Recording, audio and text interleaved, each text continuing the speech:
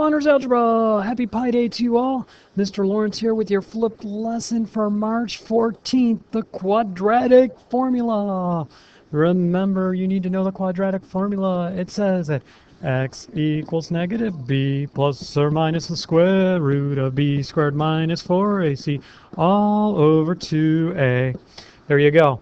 That's what we use to solve quadratic equations when factoring doesn't work. Quadratic formula will always work, always work. Okay, let's see how to use it.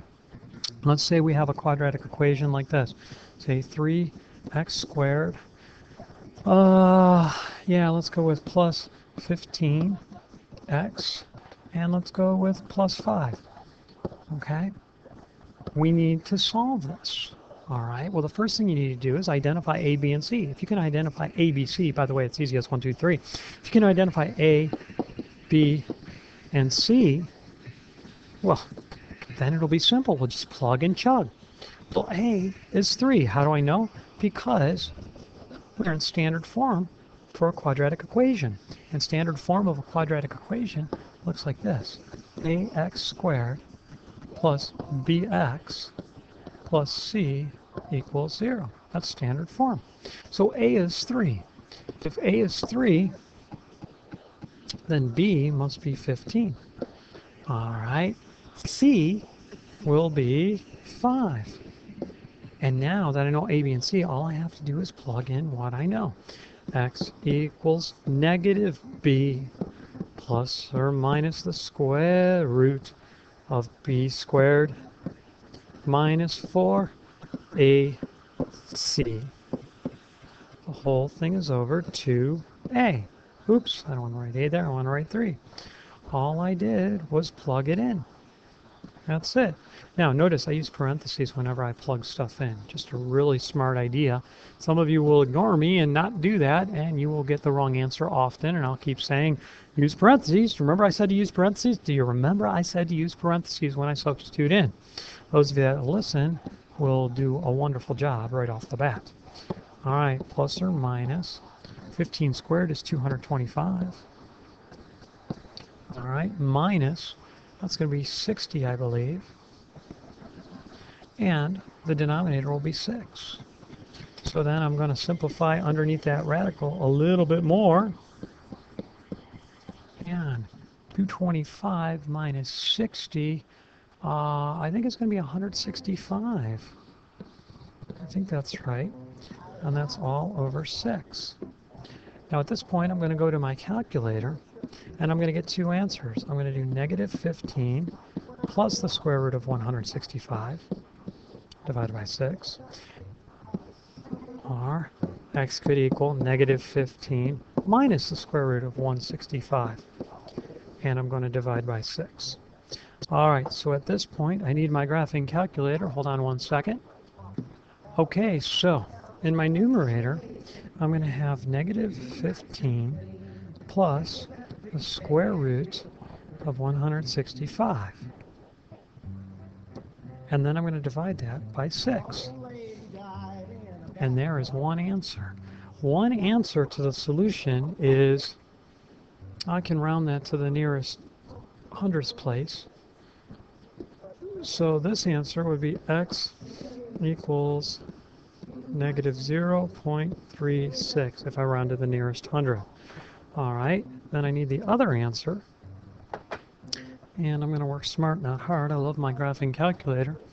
I'm just going to go second enter and second enter, and then change that plus to a minus. Okay, and then I'll remember to divide it by 6, and there I'll get about a negative 4.64, 4 6400ths. So that'll be x equal negative 4 6400ths. And there you go. And I'll bet you're glad you didn't have to factor and figure out what those were. All right, that's how we use the quadratic formula. I'll tell you what, I'll give you one to practice on. And I want to point out a couple things to you. So practice on this one. Let's go with 2x squared minus 5x plus 6.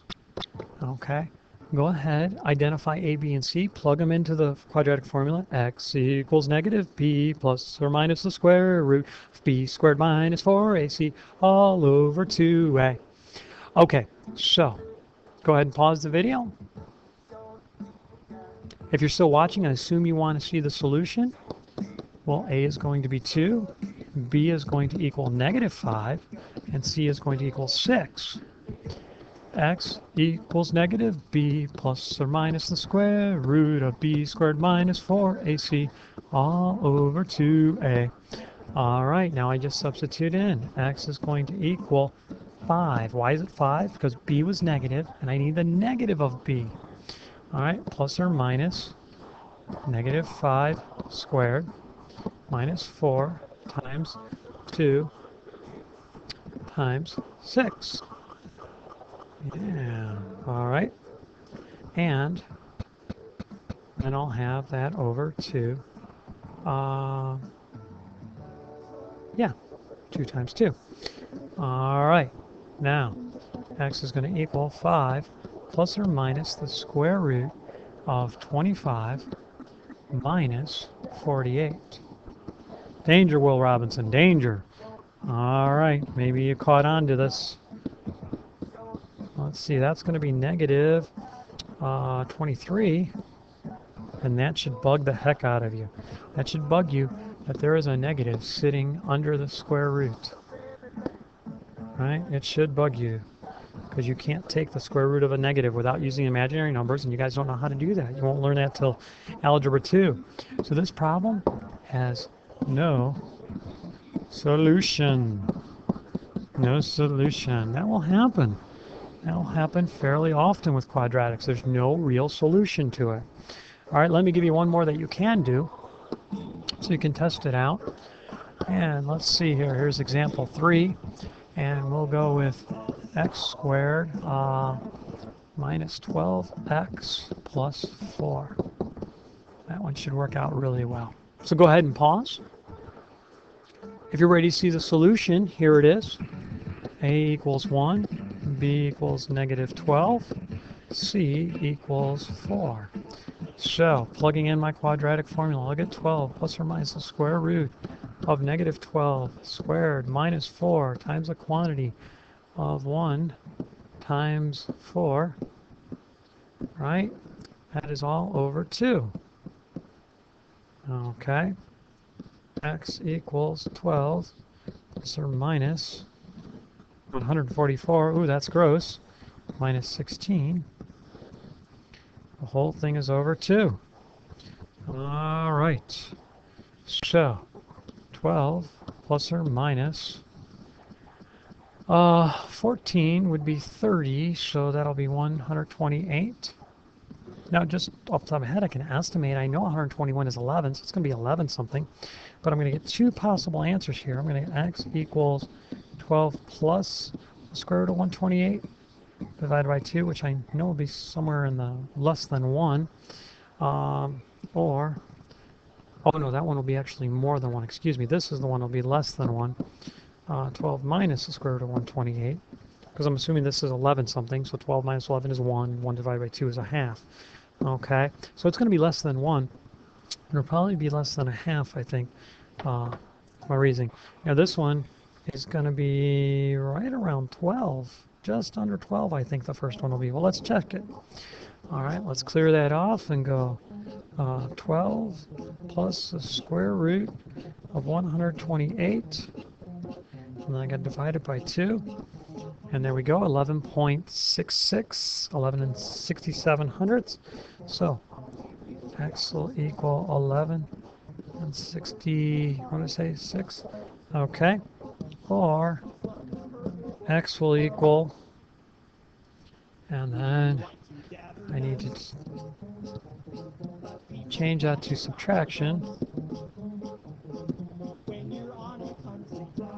and then divide by 2, and there's my answer. That's less than a half. And what is 34 hundredths? It looks like it's going to be.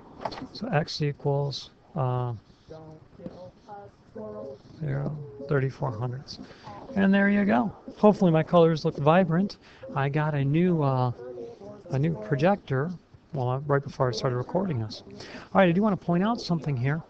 The b squared minus 4ac. That's called the discriminant.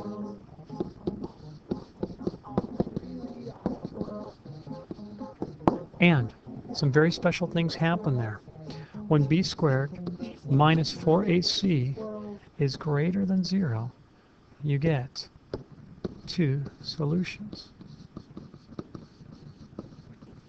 When b squared minus 4ac equals 0, you'll get 1 solution. And then finally, when b squared minus 4ac is less than 0, that's like that second example I did, you'll get no solution. And we'll talk about what the solutions mean in the next couple of days. All right, that's it for the video. Not too bad. I'm getting it done in under 11 seconds. Good night, everybody. 11 minutes.